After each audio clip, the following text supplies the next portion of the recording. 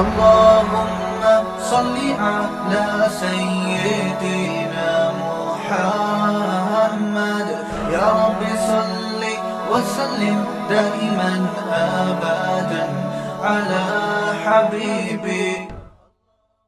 دیکھیں آپ جس بھی شعبے سے متعلق ہیں, CCA کر رہے ہیں زیادہ تر لوگ یہاں پہ, پہلے تو ہم بچپن میں CA سنا کرتے تھے, چارٹرڈ اکاؤنٹنٹ, اب اور سنا کرتے تھے کہ اس کی بڑی ویلیو ہے. اب کووڈ کے بعد آپ ہی کے جو ٹیچر ہیں وہ مجھے بتا رہے تھے کہ ساری دنیا کا نظام ہی تبدیل ہو گیا ہے, فاصلے ختم ہو گئے ہیں دنیا میں. تو آپ سب وہ لوگ ہیں جو تعلیم حاصل کرنے کے بعد انشاءاللہ اچھی اچھی پوسٹوں پہ جائیں گے. آپ میں کوئی بھی ایسا نہیں مجھے لگتا جو بعد میں رکشہ چلائے گا, ٹیکسی چلائے گا, ریڑھی لگائے گا, وہ بھی انسان ہیں, وہ بھی کوئی برے لوگ نہیں ہیں. مقصد یہ ہے آپ کی ویلیو بتانا کہ آپ سارے وہ لوگ ہیں جن کے ہاتھ میں کل قوم کی نبض ہوگی. دو قسم کے طبقے ہیں نا دنیا میں, ایک وہ جو لیڈر بنتے ہیں, ایک وہ جو ماتحت ہو کے کام کرتے ہیں. دو ہی قسم کے لوگ اللہ نے پیدا کیے ہیں.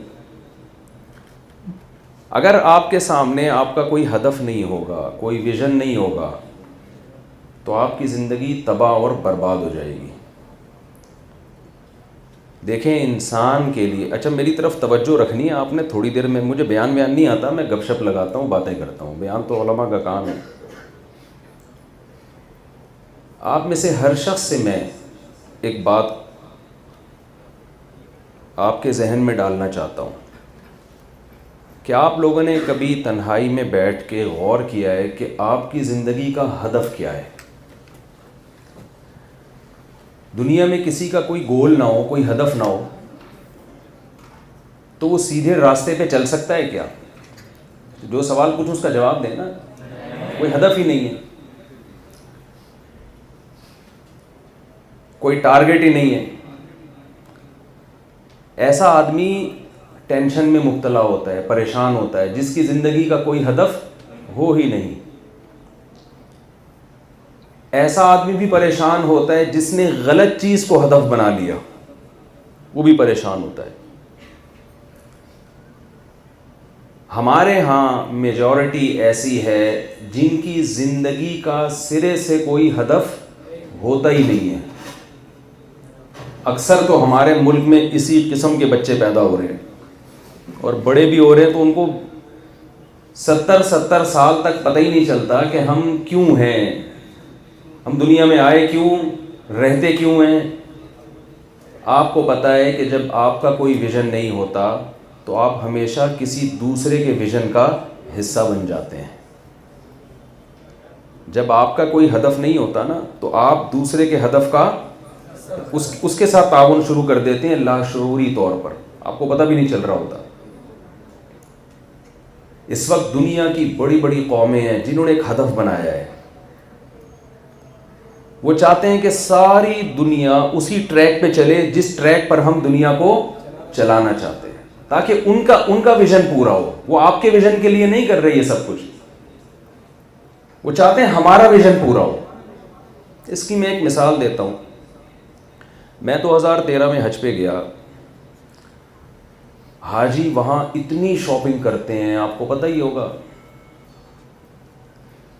میں نے کہا کہ یار یہ اتنے لاکھ لوگ حج کرنے آتے ہیں ہر سال, تو کیا یہود و نصارہ کو اس پہ اعتراض نہیں ہوتا کہ اتنا اسلام پھل پھول رہا ہے, 40 لاکھ لوگ ہر سال حج کرنے جاتے ہیں. تو وہاں کسی نے مجھے بتایا کہ یہود و نصارہ اس سے پریشان نہیں ہوتے بلکہ خوش ہوتے ہیں. میں نے کہا بھائی ہمارے حج کرنے سے ان کو کیا خوشی ہو رہی ہے؟ بھائی ان کو خوشی ہوتی ہے کہ 40 لاکھ لوگ جتنی شاپنگ کرتے ہیں نا, تو اس سے فائدہ ملٹی نیشنل کمپنی کو ہوتا ہے, کسی اسلامی کنٹری کو بولیں نہیں.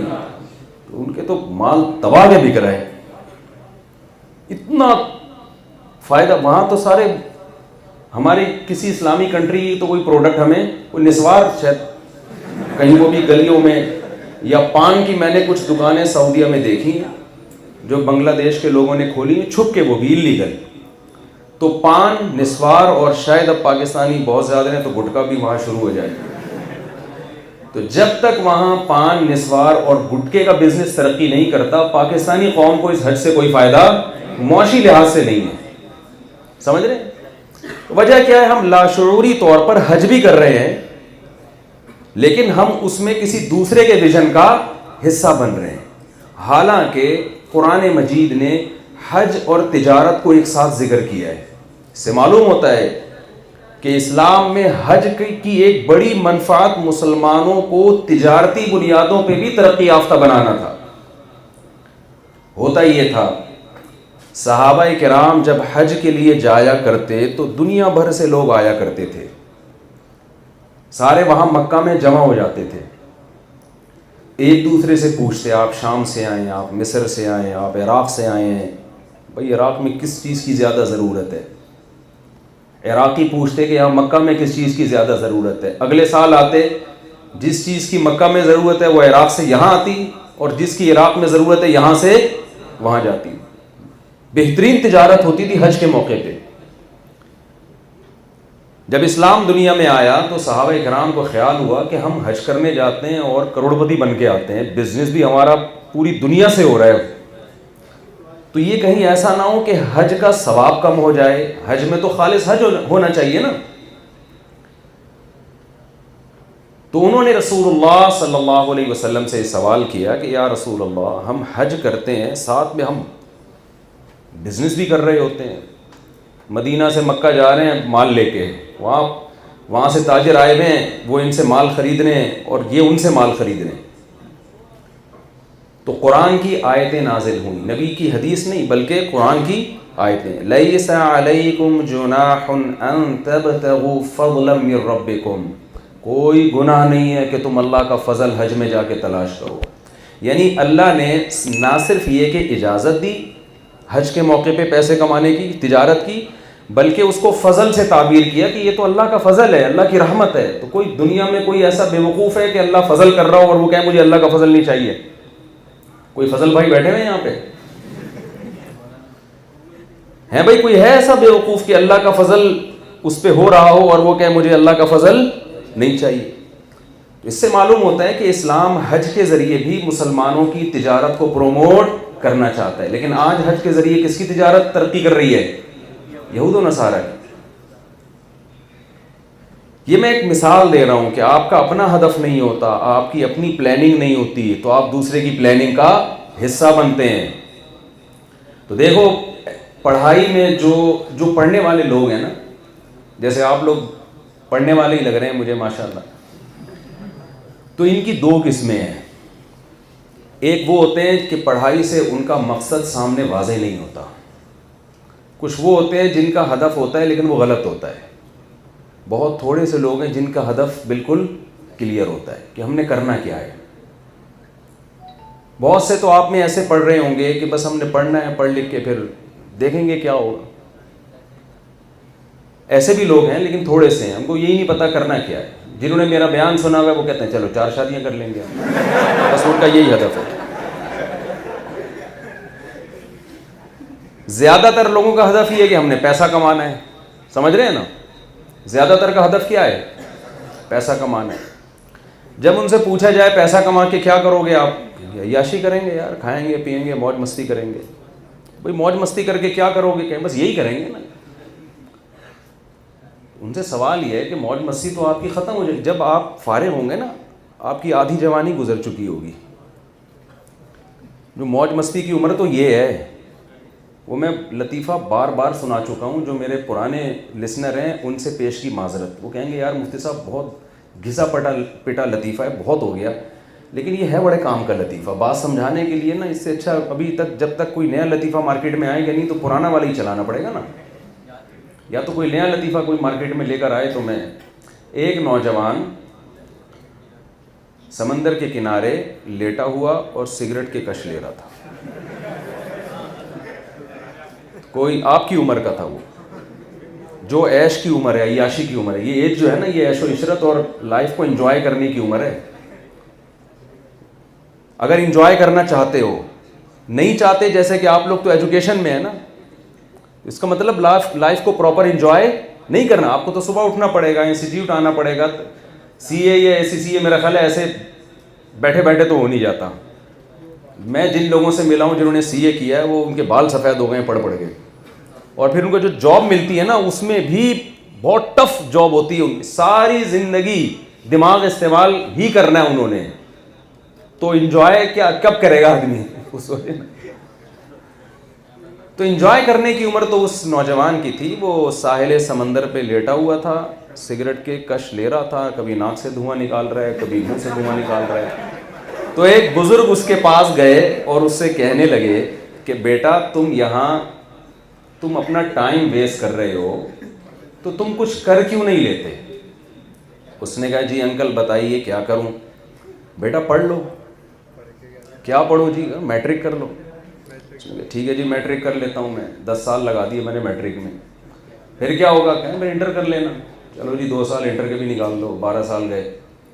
پھر کیا کروں؟ بیٹا پھر بیچلر بن جانا. چلو جی بی اے کر لیا ہم نے. بیٹا پھر کیا؟ وہ پھر کہتے ہیں انکل پھر کیا کروں؟ پھر ماسٹر کر لینا. 16 سال ہو گیا انکل, ماسٹر کر لیا, 16 سال لگا دیا, اب کیا کروں؟ 16 سال کے بعد کیا کروں گا؟ اس نے کہا بیٹا پھر پی ایچ ڈی وغیرہ کر لینا. 18 سال ہو گئے جی.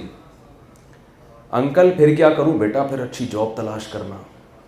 پھر کیا ہوگا جی؟ پھر پیسہ آئے گا. پھر کیا ہوگا؟ پھر خوبصورت اچھے خاندان میں شادی ہوگی تمہاری. پیسہ دیکھ کے تو رشتے آتے ہیں آج کل. پھر کیا ہوگا؟ پھر تمہاری اولاد ہوگی. پھر کیا ہوگا؟ بڑا گھر خریدنا. پھر کیا ہوگا؟ پھر مزے کرنا. کہتے ابھی کیا کر رہا ہوں.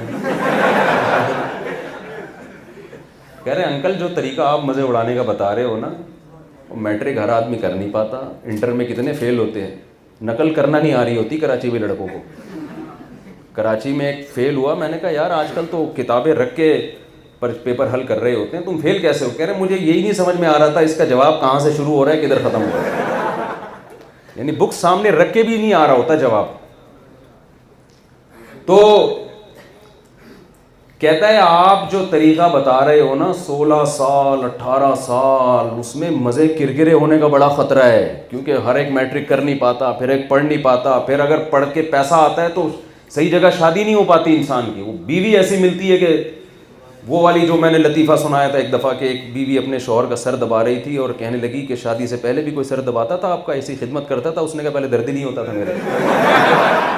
تو یہ مصیبت. اور پھر بعض دفعہ اولاد ہوتی نہیں ہے, ہوتی ہے تو وہی ماں باپ کو ٹینشن دینا شروع کر دیتی ہے. انکل کون سی بات کر رہے ہو؟ وہی یہ جو مزہ آ رہا ہے نا, یہاں سے سگریٹ پیا, یہاں سے دھواں نکالا ناک سے. دھواں جہاں منہ سے رہا ہے نکل کہاں سے رہا ہے؟ ناک سے. یہ جو انجوائے, آپ بھی آ جاؤ ذرا ایک سٹا لگا کے دیکھو کیسا مزہ آئے گا. تو یہاں اگر آپ کا ہدف لائف کو انجوائے کرنا ہے, مزے اڑانا ہے, یہ بہت ہی ایک بیکار سی بات ہے, حقیقت ہے یہ. اکثر نوجوان پیسہ کمانے کی لالچ میں عمر کا ایک حصہ گزار دیتے ہیں, اور پیسہ اس عمر میں آتا ہے ان کے پاس جس عمر میں پیسے سے انجوائے کرنے کی اور مزے اڑانے کی باڈی میں طاقت رہتی نہیں ہے. ایک جوان تھا نا, غریب آدمی تھا, اس کو پستے کھانے اور بادام کھانے کا بڑا شوق تھا. بادام ملتے نہیں تھے بیچارے کے پاس, پیسے نہیں ہوتے تھے.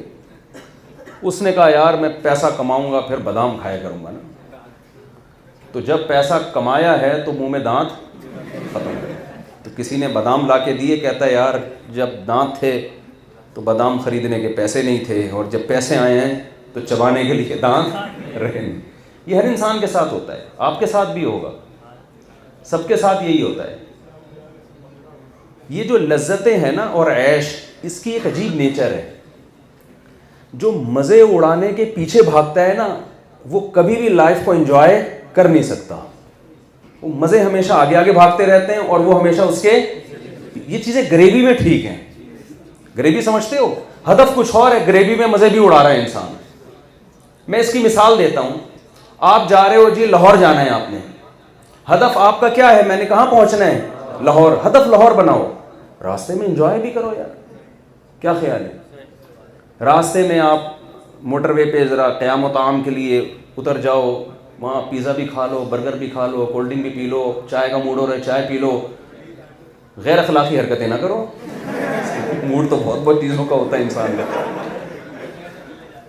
تو یہ جو گریوی کے مزے ہوتے ہیں نا, یہ اس کو حقیقت میں انسان انجوائے کرتا ہے, اور اگر مزے کو ہدف بنا لے گا تو یہ اللہ کی عادت ہے. نبی صلی اللہ علیہ وسلم نے فرمایا من کانت الدنیا ہمہ جعل اللہ فقرہ بین عینیہ وفرق علیہ شملہ ولم یأتہ من الدنیا الا ما قدر لہ. جس نے مزے اڑانے کو ہدف بنا لیا کہ میں زندگی میں اس لیے ہوں کہ میں لائف کو بھرپور انجوائے کروں گا, میں جس نے اس چیز کو اپنا ہدف بنایا, رسول اللہ صلی اللہ علیہ وسلم کی حدیث کہ ہمیشہ دنیا اس کے آگے آگے رہے گی اور یہ دنیا کے پیچھے پیچھے بھاگتا رہے گا. دنیا اس کو تھکا دے گی مگر یہ لائف کو انجوائے کر نہیں سکے گا. آپ کہتے ہیں بھائی یہ کیسی حدیث ہے, ہم تو دیکھ رہے ہیں بڑے بڑے عیاش لوگوں کو لائف کو دبا کے انجوائے کر رہے ہیں, وہ تو بڑے مزے اڑا رہے ہیں. تو دیکھیں مزے اڑانے کی ڈیفینیشن یہ نہیں ہے کہ شراب کباب کا انتظام ہو. مزے اڑانے کی ڈیفینیشن یہ ہے کہ آپ کی زندگی ایک پرسکون ہو اور آپ زندگی سے خوش ہوں. میں بہت لوگوں سے ملا ہوں, میں نے کوئی شراب کباب والا, کوئی عیش پرست انسان آج تک خوش نہیں دیکھا ہے. کیونکہ یہ جو مزوں کے پیچھے ہماری ینگ جنریشن بھاگتی ہے نا, مزے کی ڈیفینیشن پتہ ہے کیا ہے کہ جب آپ وہ اڑانا شروع کریں گے نا کسی بھی چیز میں لذت, تو آپ کا دل اس کا عادی ہو جاتا ہے, پھر وہ چاہتا ہے کہ اگلے اسٹیپ کی طرف جاؤ, پھر اس میں وہ بات رہتی نہیں ہے. وہ کہتا ہے کہ مجھے اب آگے جانا ہے,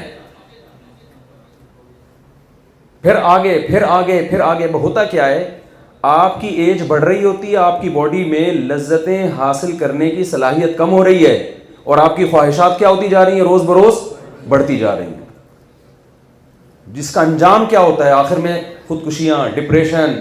آپ کو پتہ ہے آج سے پہلے ڈپریشن کے, اسٹریس کے اتنے مریض نہیں تھے جتنے آج ہیں. یہ گوروں کا سروے ہے. میں آسٹریلیا گیا نا, اکثر میں یہ واقعہ لوگوں کو سناتا ہوں. میں آسٹریلیا گیا, پہلی دفعہ کسی گورے کے ملک گیا تھا. میں جب جہاز سے نیچے اترا اور آسٹریلیا میں نے سانس لینا شروع کیا, وہ اتنا صاف ستھرا سانس, اتنی صفائی, گھر ایسے تمیز سے بنے ہوئے ہیں نا. ہمارے یہاں تو پتلی گلی, موٹی گلی, گندی گلی, چوڑی گلی, گلیوں کی بہت ساری اقسام ہیں نا, گٹر کے ڈھکن, بہت کچھ ہے.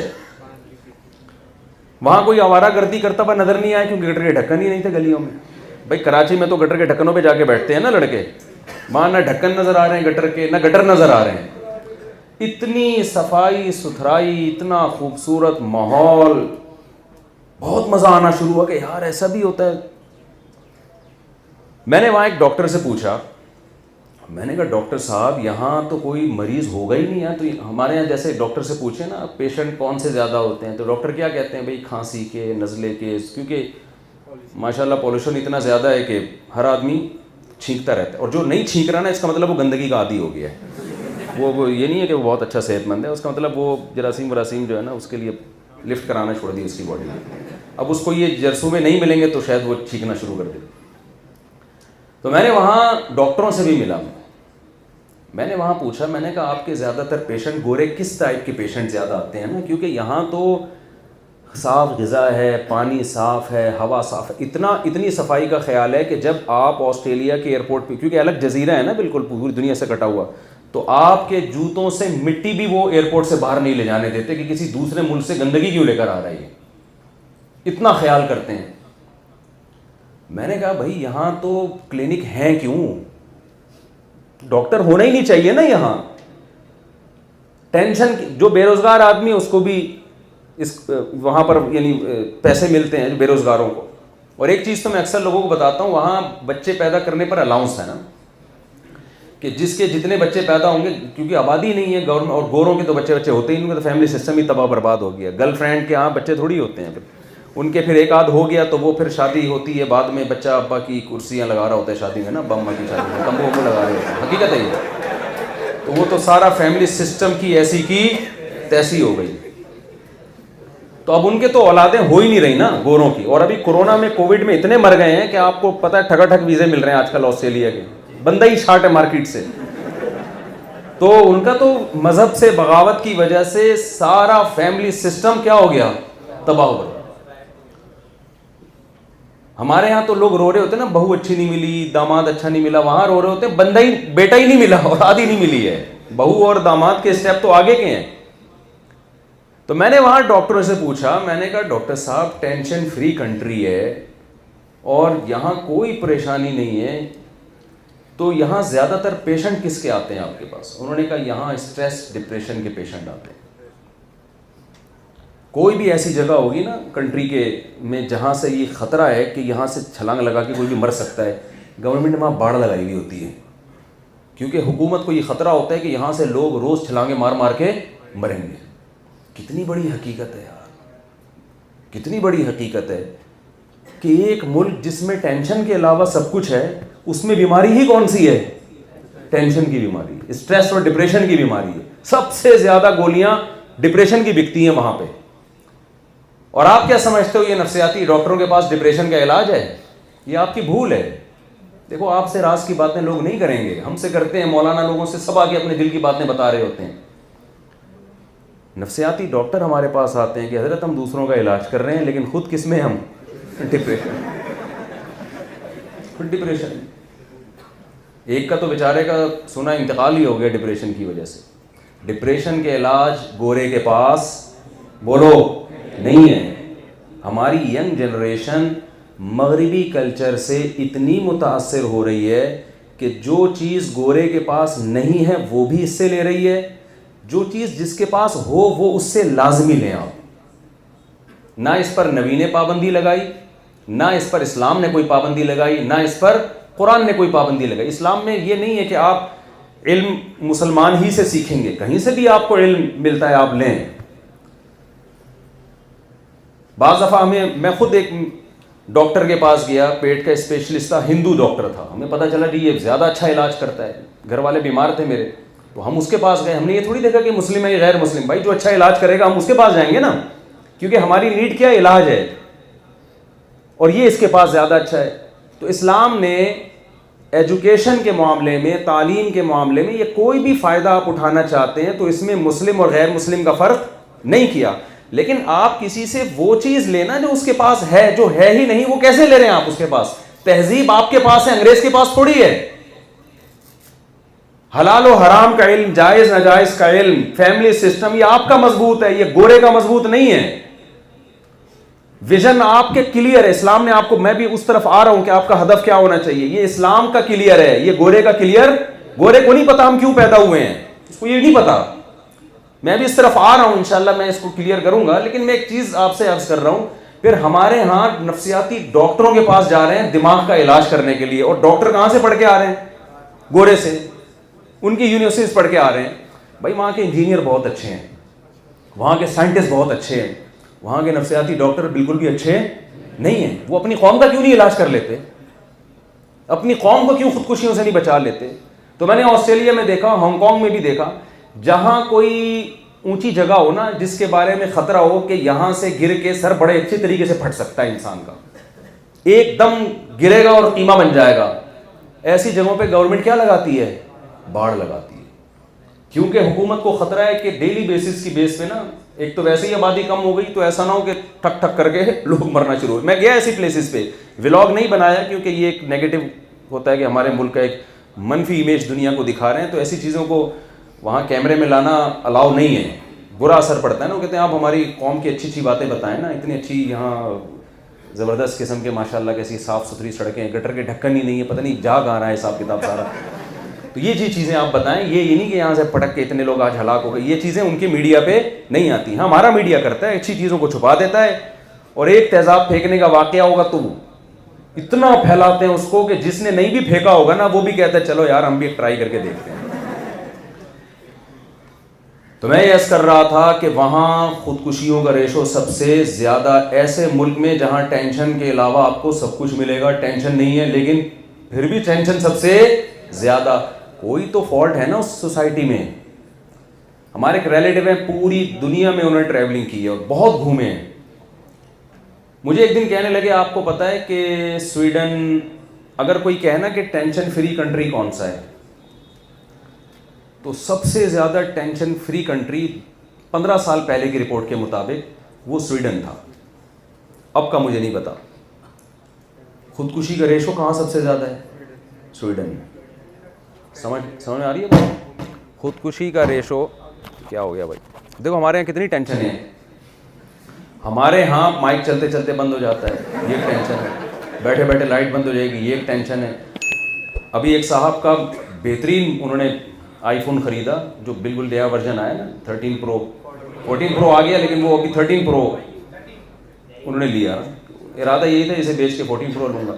تو میں نے کہا آپ یہ پرانا سا موبائل لے کے کیوں گھوم رہے؟ کہہ رہے ہیں کل نانی کا جنازہ تھا، اس میں گیا تو کندھا دیا ہوا تھا، جیب کی طرف توجہ نہیں تھی، جنازے میں کسی نے ہاتھ صاف کیا ہے. باپ بتاؤ یہ ٹینشن ہے گورے کے پاس ہونا تو جتنی آبادی بچی ہوئی ہے وہ بھی مر جائے گی. جتنی آبادی ایسی میرے گھر کے گیس کا بل 50,000 روپے آیا ہے، ہر مہینے پابندی سے بل دے رہا ہوں. میں نے جا کے کہا بھائی یہ جہنم کا کنیکشن ہمارے گھر سے لیا ہوا ہے آپ لوگوں نے. یہ ٹینشن ہر طرح سے کوشش کر لی، نہیں بھائی یہ تو دینا پڑے گا. تو اتنی ٹینشن ہے یہاں پہ، کوئی چیز سیدھی نہیں ہے. خودکشی کا ریشو اتنا نہیں ہے. تو سویڈن کے بعد جاپان ہے. کوئی بھی چیز جس پہ میڈ ان جاپان لکھا ہوا ہو ہم فوراً آنکھ بند کر کے خریدتے ہیں، بشرطے کہ لکھا ہوا وہیں میں ہو، یہاں لا کے نہ لکھا گیا اس میں. آپ کو پتہ ہے جاپان میں اتنا خودکشیاں، اتنی کیا ہے، کمپٹیشن بہت زیادہ ہے. ہمارے ایک ریلیٹیو جاپان میں بہت رہے، کہتے ہیں میں نے وہاں غور کیا کہ اتنی خودکشیاں کیوں ہیں. کہہ رہے ہیں کمپٹیشن، ہر شخص کو دوسرے سے آگے بڑھنے کا شوق. وہ موٹیویٹ بھی بہت کرتے ہیں.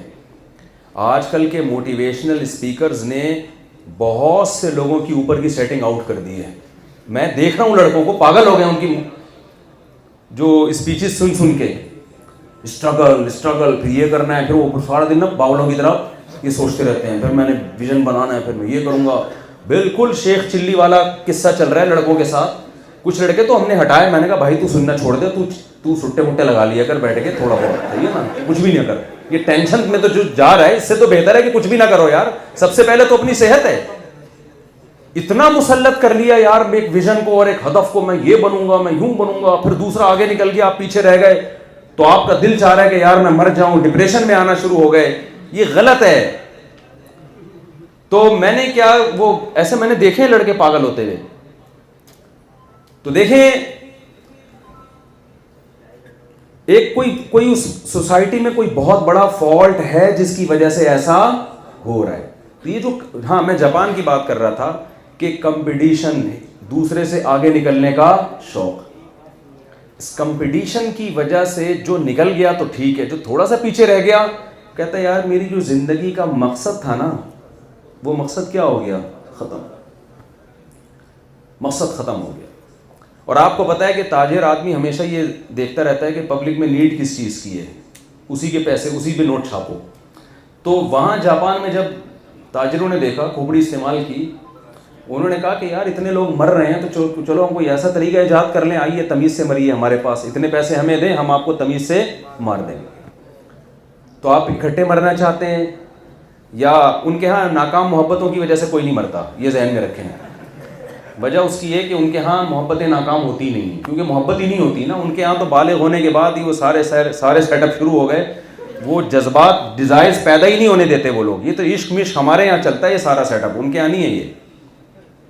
اور ان کے یہاں یہ بھی نہیں ہے کہ ابا نہیں مانے تو اماں نہیں مانی نا. کہتے جاؤ تو تمہاری ایسی کی تیسی، تمہیں لفٹ کون کرا رہا ہے. لڑکا لڑکی پسند کرتے ہیں، وہ کہتے ہیں چینگ پونگ کیا نکاح ہو گیا.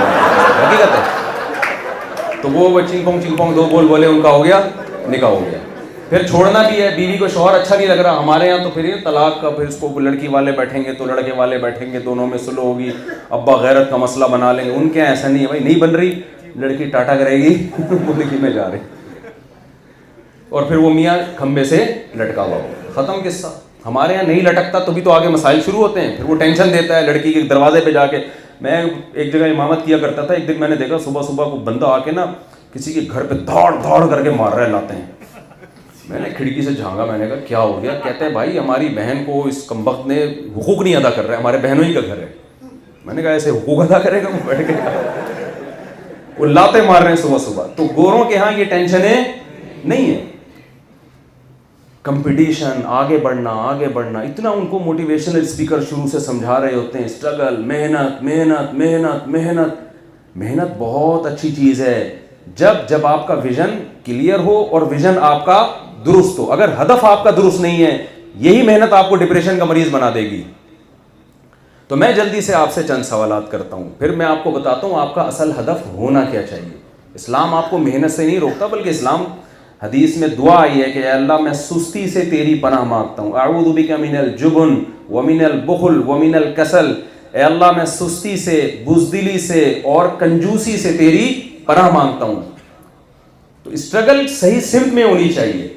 वो सिम्त क्या है? देखें, चंद सवालात ऐसे हैं जिनका हमारे पास जब तक जवाब नहीं होगा हम अपनी लाइफ का हदफ सही मुतय्यन नहीं कर सकते। बात कहाँ से शुरू होती है? बात यहाँ से शुरू होती है कि हम पैदा हुए हैं या हमें किसी ने पैदा किया है। अगर हम ऑटोमेटिकली डार्विन की थ्योरी के मुताबिक पैदा हो गए हैं ना, तो फिर हमें किसी से पूछने की ज़रूरत नहीं है कि हमारा हदफ और हमारा विज़न क्या होना चाहिए, क्योंकि हम पैदा हो गए। बस दुनिया में बहुत से इत्तेफाक से काम होते, तो इत्तेफाक से हमारी भी एक इत्तला आ गई थी कि जी आज सलीम साहब की साहिबे औलाद हो गए, ठीक है ना, इत्तला आ गई थी। तो लिहाजा फिर हम जब खुद इत्तेफाक से वाक़या हो गया, एक हादसा हो गया इत्तेफाक से, तो जो भी हुआ बहरहाल अच्छा हुआ, मैं उसको बुरा तो नहीं कह सकता जो भी होना था हो गया। तो अब क्या है कि जी अब बस जैसे गोरा कहता है कि यार गॉड है नहीं है, क्रिएटर है नहीं, ऐसे फजूल किस्म की बहसें हैं। तो कभी डार्विन से जाके पूछ रहे होते हैं क्या हुआ था, वो कह रहे थे यार वंस अपॉन अ टाइम एक ऐसे सेल वजूद में आया, फिर बंदर बने, फिर हम दुम मार्केट से आहिस्ता आहिस्ता शार्ट होना शुरू हुई। डार्विन ना दुम दे रहे हैं ना दुम के पैसे दे रहे हैं हमें, ठीक है ना। मैं तो पूछता हूँ ना डार्विन से दुम कहाँ गई हमारी, वो कह रहे बस गई। तो भाई या तो दुम दो या दुम के पैसे दो हमें, ये की बात थोड़ी है ना, कैसे गायब हो गई भाई वो दुम। तो डार्विन की थ्योरी आई कि भाई होते होते कि ये सब कुछ वजूद में आ गया। तो अगर आप डार्विन की थ्योरी को सही मानते हैं और आप गॉड के तसव्वुर को हटा देते हैं, तो फिर मेरी सारी तकरीर फजूल है, इसका कोई फ़ायदा नहीं है। फिर ये कुरान और हदीस और पैगंबर और इस्लाम और ये जन्नत और जहन्नम, माँ बाप के कदमों में जन्नत और ये नमाज रोज़ा पर्दा हज, ये सब क्या है? ये क्या है? फिर गोरा है, सही लिबरल बन जाओ यार। फिर ये जो एक कभी दो चार लोगों ने टोपियाँ लगा के बैठे, ये भी उतारो, लिबरल बनो। फिर जैसे गोरे का विजन इस मामले में क्लियर है, वो कहता है यार ये कोई जन्नत जहन्नम नहीं है, कोई आखिरत नहीं है, कुछ भी नहीं है, हम खुद ब खुद ऑटोमेटिकली बन गए हैं। तो बस जब बन गए हैं तो हमें अपना हदफ खुद बनाना है। लिहाजा किसी ने क्या बनाया हदफ कि मैंने केटू की पहाड़ी पर सर्दियों में चढ़ना है। वो जो भी जिनका इंतकाल हुआ ना, क्या नाम, अली सकपारा, उनकी ज़िंदगी का विज़न क्या था? भाई मैंने केटू की पहाड़ी, गर्मियों में तो बहुत से लोग गए, लेकिन मैंने कब जाना है? सर्दियों में जाना। ये हदफ बनाया इन्होंने ज़िंदगी का। बहुत से लोग हदफ बनाते हैं कि जी मैं इतनी बड़ी मूछें रखूँगा कि उससे बाल्टियाँ उठाऊँगा मैं। वो आपने देखा होगा उम्मत अखबार में पहले इस तरह की चीज़ें बहुत आया करती थी ना। बहुत से लोगों ने हदफ बनाया कि मैं इतना बड़ा बॉडी बिल्डर बनूंगा कि मैं ऐसा वेट उठाऊंगा कि लोग कहेंगे यार इससे ज़्यादा वेट दुनिया में किसी ने नहीं उठाया। गोरे हदफ बनाते हैं ना, बाज़ हदफ बनाते हैं मैं दुनिया का बेहतरीन बॉक्सर बनूंगा, मोहम्मद अली बना दुनिया का बेहतरीन बॉक्सर। बाज़ हदफ बनाते हैं मैं दुनिया का बेहतरीन अदाकार बनूंगा। बाज़ आप जैसे लोग कि मैं पढ़ लिख के बड़ा आदमी बनूंगा और मैं नोट छापूंगा और मैं वगैरह वगैरह, बहुत सारे अहदाफ होते हैं। तो ये आप खुद अपना हदफ मुतय्यन करो। अगर हमें किसी ने बनाया, बोले ना, अगर नहीं है, ये ऑटोमेटिकली हो रहा है तो आप खुद करें। उस हदफ में आप पूरे हो जाएं, टारगेट अचीव कर लें, अच्छी बात है। नहीं करें तो अली सकपारा की तरह मर गए तो अल्लाह ताला मग़फ़िरत फरमाए। बाद में लोग दुआ कर लेंगे भाई बेचारे ने कोशिश की थी कौम का सर फ़ख्र से बुलंद करने की, लेकिन वो नहीं हो सका, बात ख़त्म हो जाएगी। लेकिन अगर आपको किसी ने पैदा किया, ये बहुत इंपॉर्टेंट सवाल है। देखें हमारी ज़िंदगी का सबसे इम्पोर्टेंट अमल एक अगली चीज़ है, करना क्या है, लेकिन आपका कॉन्सेप्ट क्लियर होना चाहिए। आपको पता होना चाहिए कि सही क्या है और गलत क्या है। अगर हमें किसी ने पैदा किया है तो हमें हमारी ज़िंदगी का हदफ वो बताएगा जिसने हमें पैदा किया है। इस्लाम ये कहता है, कुरान ये कहता है, ये कायनात ऑटोमेटिकली खुद ब खुद कभी भी वजूद में नहीं आ सकती। डार्विन झूठ बोल कर गया है। انسان کروڑوں کیا کھربوں سال میں بھی ایوالو ہو کے یہاں تک نہیں پہنچا. یہ ناممکن ہے. بعض چیزیں 2 اور 2 4 کی طرح ہوتی ہیں, آپ ان کو سائنسی تحقیقات کی بھینٹ چڑھاؤ تو وہ پیچیدہ ہو جاتی ہیں. یہ ممکن نہیں ہے. پرسوں میری کسی سے بحث ہو رہی تھی, میں نے کہا جو بگ بینگ تھیوری ہے کہ دھماکہ ہوا اور کائنات وجود میں, ہو سکتا ہے دھماکہ ہوا, ہم اس کے منکر نہیں ہیں. شب برات کا پٹاخہ بھی خود نہیں پھٹتا ہے. کبھی دیکھا آپ نے؟ شب برات کا تو پتہ ہی ہے نا, آپ تو خود پھوڑتے پھاڑتے ہوں گے پٹاخے. شب برات کا پٹاخہ پھٹا ہو اور آپ نے جا کے پوچھا ہو کیوں پھٹا ہو, کہنے خود ہی پھٹ گیا. خود کچھ بھی نہیں ہوتا بھائی. گیس کے سلنڈر میں گیس زیادہ بھر دی جاتی ہے, وہ کوئی بھر رہا ہوتا ہے تو سلنڈر پھٹ جاتا ہے. ایک شب برات کا پٹاخہ خود نہیں پھٹ سکتا. اتنا بڑا دھماکہ ایک انرجی کے نتیجے میں جس سے سورج, چاند, ستارے, سیارے وجود میں آ گئے. میں اس دھماکے کا منکر نہیں ہوں. یہ دھماکہ ہوا نہیں ہے, کسی نے کیا ہے. کہتے ہیں انرجی سے ہوا ہے, تو انرجی کسی نے پیدا کی ہے. آٹومیٹیکلی خود بخود کچھ بھی نہیں ہو سکتا, ناممکن ہے. ہمارے ایک دوست تھے, وہ مجھے کہنے لگے, ہمارے کلاس ٹیچر ہیں, ایتھیسٹ ہیں, ملحد ہیں. وہ کہنے لگے کہ یار اگر کوئی خدا ہے تو ہم جب گاڑی کے ایکسیلریٹر پہ پاؤں رکھتے ہیں تو گاڑی چلتی ہے, بریک لگاتے ہیں تو گاڑی رکتی ہے. تو اس کا مطلب کوئی نہ کوئی لاجک ہے ہر کام کی. تو خدا کہاں ہے اس میں بھائی؟ ایکسیلریٹر پہ پاؤں رکھے تو چلے گی, بریک لگاؤ گے تو روکے گی. خدا کو ہم جب مانیں گے جب پاؤں ایکسیلریٹر پہ رکھ رہے ہیں اور چلنے کے بجائے کیا ہو رہی ہے, رک رہی ہے. اس کا مطلب خدا درمیان میں رکاوٹ ڈال رہا ہے. میں نے کہا کہ یہ گاڑی ہی کی مثال دیکھ لو. ایکسیلریٹر پہ پاؤں رکھتے ہو تو چلتی ہے نا. کبھی ایسا ہوا کہ پاؤں رکھا نہ ہو, گاڑی خود بخود چلنا شروع ہو جائے. جو گاڑی اپنے چلنے میں, اپنی ڈرائیونگ میں ڈرائیور کی محتاج ہو, وہ اپنی تخلیق میں کریٹر کی محتاج نہیں ہوگی. بولے نا کیا ہو گیا بھائی؟ بولے وہ نہیں ہوگی, وہ یقیناً ہوگی.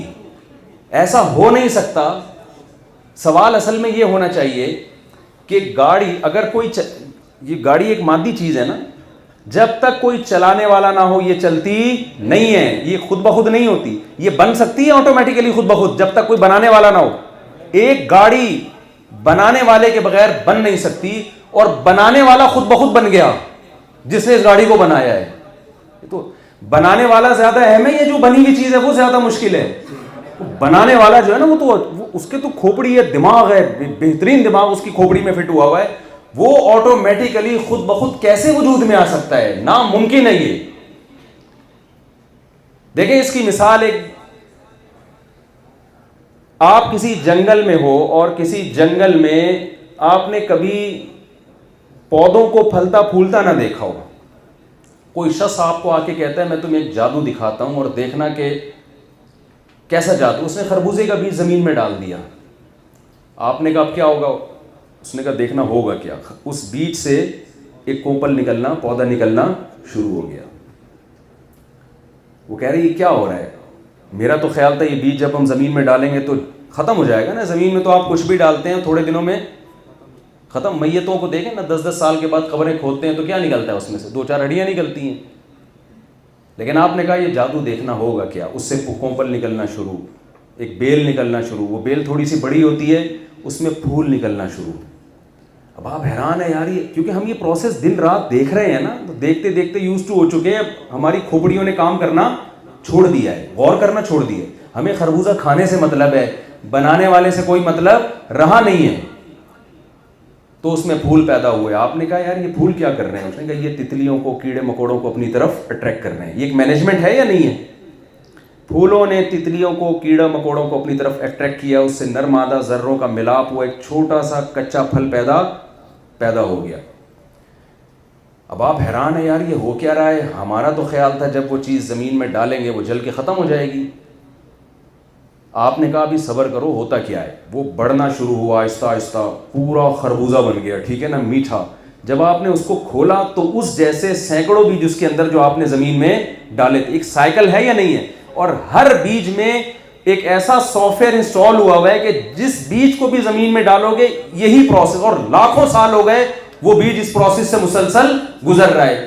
یہ سائیکل جو ایک چکر ہے, یہ آپ 2 گراریوں کو آپس میں ملائیں, اس ترتیب سے ملائیں کہ ایک کے گھومنے سے دوسری گھومے, اور اس سے پہیہ گھومے, اور اس پہیے کے گھومنے سے پیڈل گھومے. یہ سائیکل سادہ سی کروڑوں اربوں سال میں آٹومیٹیکلی خود بخود وجود میں آ سکتی ہے کیا؟ جب ایک سادہ سی سائیکل وجود میں نہیں آ سکتی، بیج کے اندر ایسے سافٹ ویئر کا انسٹال ہو جانا، ایسا بہترین ایک سائیکل، ایک سسٹم ہے ہر بیج میں آئیے کہ آپ اس کو بیج زمین میں ڈالتے ہیں، پھر ایک پودا نکلتا ہے، پھر پھول، پھر وہ اٹریکٹ کرتے ہیں، پھر اس سے ایک پوری مینجمنٹ ہے. دنیا میں کہیں بھی تھوڑی سی مینجمنٹ اگر نظر آتی ہے، یہ مینیجر کے وجود کی دلیل ہوتی ہے. اور اگر جہاں مینجمنٹ نہیں ہے تو اس کی علامت ہے ان کا کوئی رکھوالا نہیں ہے. تو یہ پوری کائنات میں جو ہمیں مینجمنٹ نظر آ رہی ہے، قرآن کہتا ہے ذالک تقدیر العزیز العلیم لا الشمس ينبغي لها ان تدرك القمر ولا الليل سابق النهار. کروڑوں اربوں سال ہو گئے، کل فی فلک یسبحون، یہ سارے ستارے، سیارے اور پورا نظام ایک سیٹ اپ کے تحت چل رہا ہے. تو قرآن کہتا ہے کہ ذالک تقدیر، یہ مینجمنٹ ہے. تقدیر عربی میں مینجمنٹ کو کہتے ہیں. العزیز، ایسی ذات کی طرف جس کی طاقت بھی کامل، العلیم، جو ہر چیز کو جانتا بھی ہے. یہ آٹومیٹیکلی نہیں ہو سکتا سب کچھ. میں سمجھا پا رہا ہوں اپنی بات؟ ابھی شادیوں کی بات کروں گا نا، دیکھنا ایک دم کھلکھلے جائیں چہرے آپ کے، ہاں زبردست مفتی صاحب. ابھی تمیز کی بات ہو رہی ہے تو وہ کھوپڑی میں آ نہیں رہی. ایسے بور بیٹھے ہیں جیسے یار پتہ نہیں ہم کیا آئے تھے مفتی صاحب سے کیا سننے کے لیے، انہوں نے کیا قصے چھیڑ دی. اس پہ بھی کریں گے انشاءاللہ، بے فکر رہیں. لیکن یہ اپنا ویژن تو کلیئر کریں نا.